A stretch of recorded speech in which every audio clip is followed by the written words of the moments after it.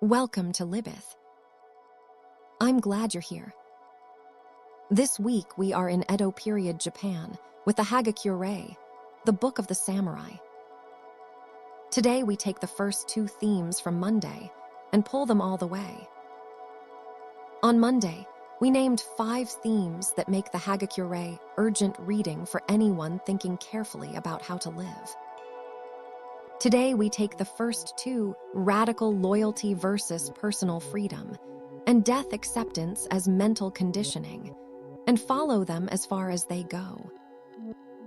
Not just through the Hagakure's specific arguments, but through what happens to those arguments when you extend them into contemporary life, when you compare them to other traditions that have wrestled with the same questions, and when you push back against them in the ways they most need pushing back against.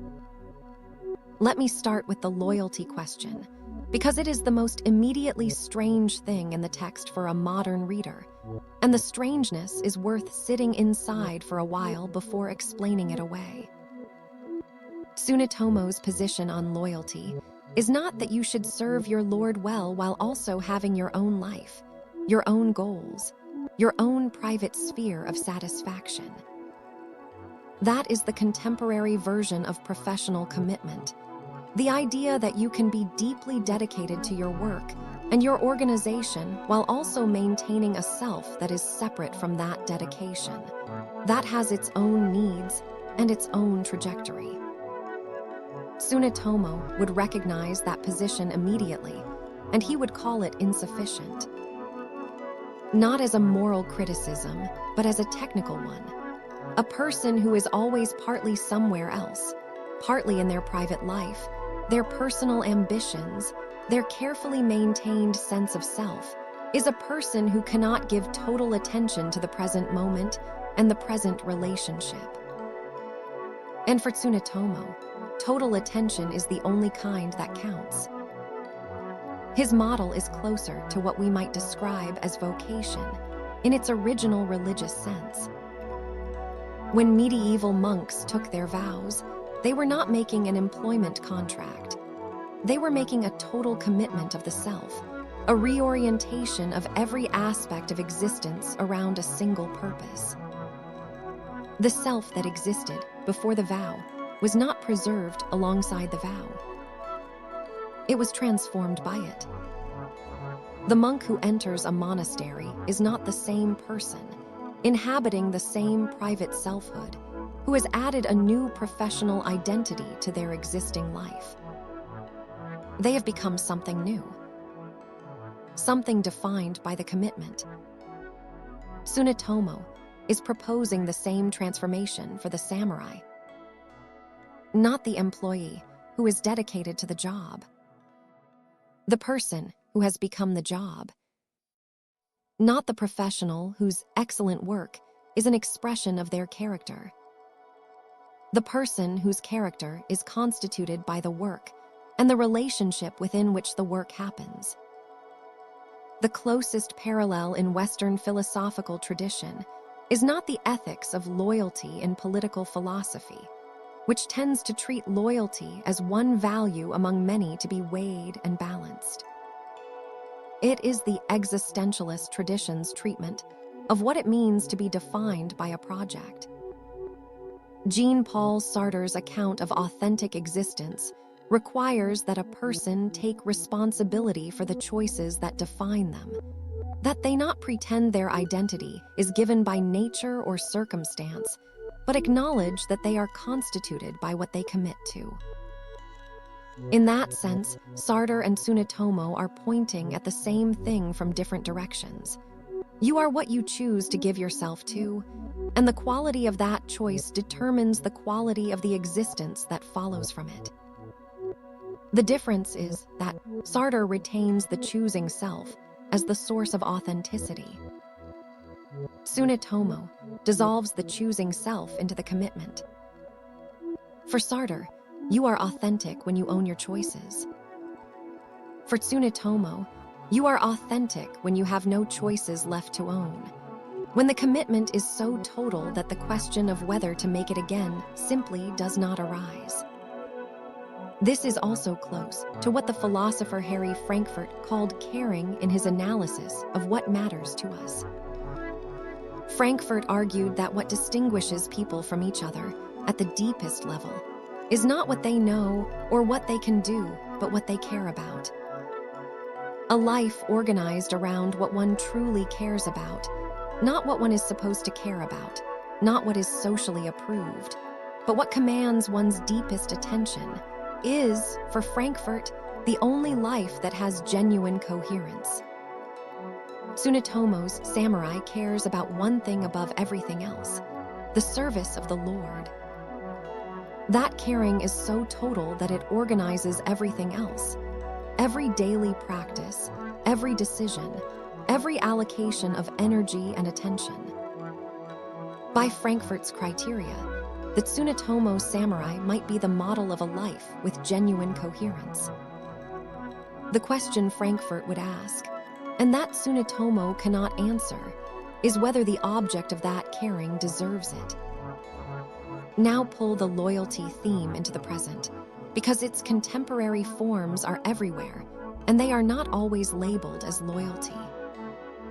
The demand for total commitment, for the dissolution of the private self in service to an organization, a cause, or an institution, shows up in contemporary life in forms that Tsunetomo would recognize, and in forms that he would not.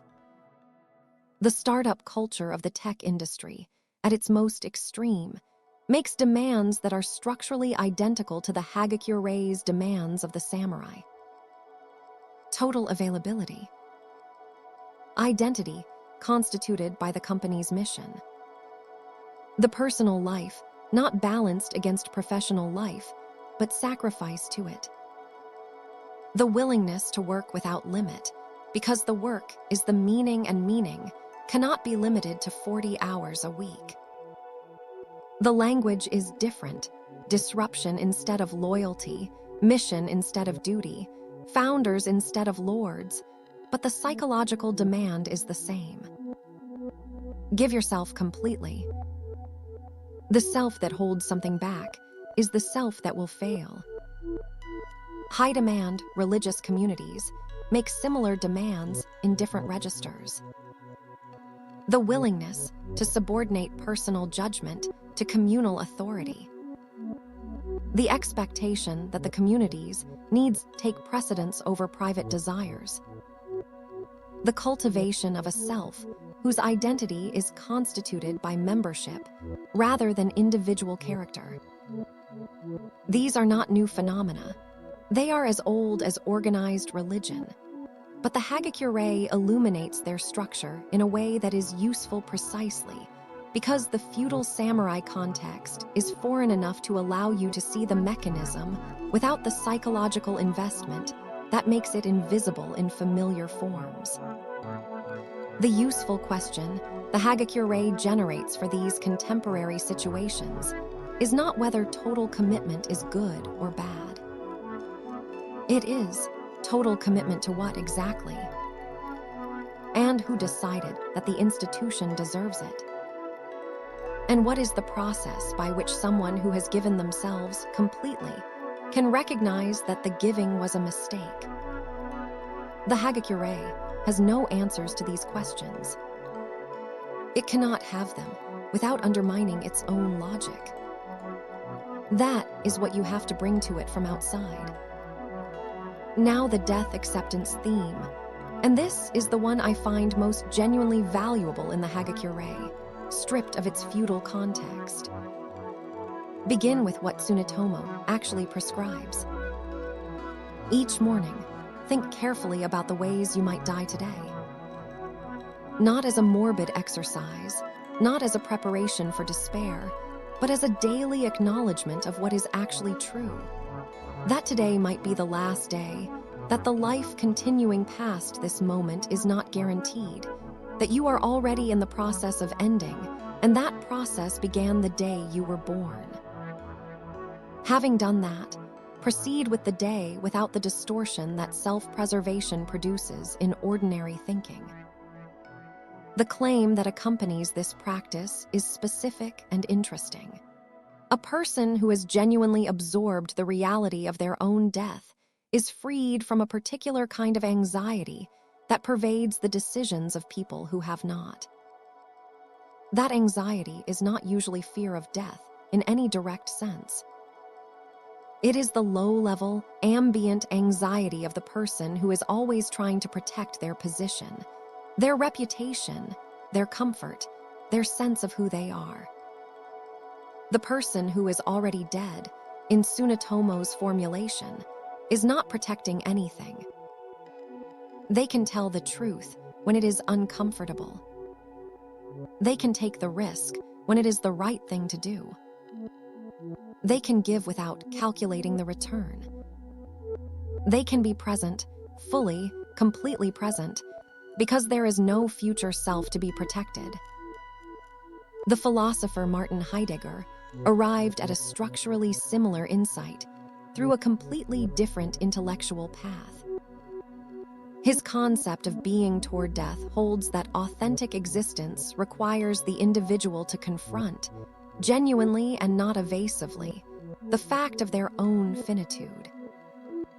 The person who lives inauthentically, who immerses themselves in the crowd, the routine, the social chatter that masks the reality of death, is a person who cannot act from their own deepest possibilities, because those possibilities require the acknowledgement of limitation that death awareness provides.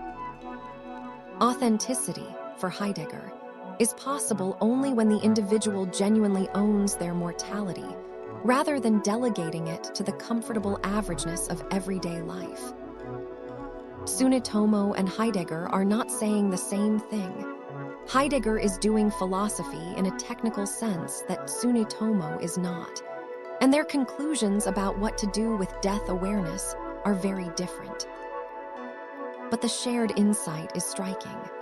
The person who has genuinely faced their own death is, paradoxically, more alive than the person who avoids it. More present, more capable, more fully engaged with the actual texture of existence. The Buddhist parallels are direct and worth making explicit. The practice of Maranasati, mindfulness of death, is one of the oldest contemplative practices in the Theravada tradition, described in detail in the Pali Canon.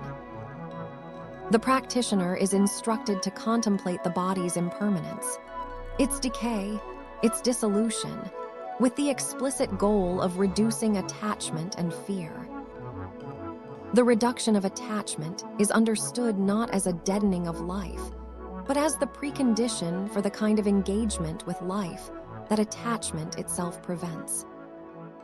The person who clings to what they have cannot be fully present with what is. The person who has released the clinging is free to be completely here. The Stoic tradition's memento mori is another version of the same practice. Marcus Aurelius returns to it constantly in the Meditations. You will die, everyone you love will die, everything will pass. This is not depression, it is clarity. The person who has absorbed the fact of mortality is the person who can choose, each day, what to give their attention to without the distortion of the assumption that there will always be more time. The Stoics use death awareness to generate urgency in the right direction, toward what matters, away from what merely distracts. Tsunetomo's version adds something neither Buddhism nor Stoicism provides: a social context for the practice. The death awareness is in service of a specific relationship and a specific form of action. The freedom from self-preservation is freedom for complete commitment to the Lord. That linking of the philosophical practice to a specific relational context is both the Hagakure's distinctive contribution and its greatest risk. Because when the relational context is removed or corrupted, the practice becomes available to any demand that wants to exploit the psychological state it produces.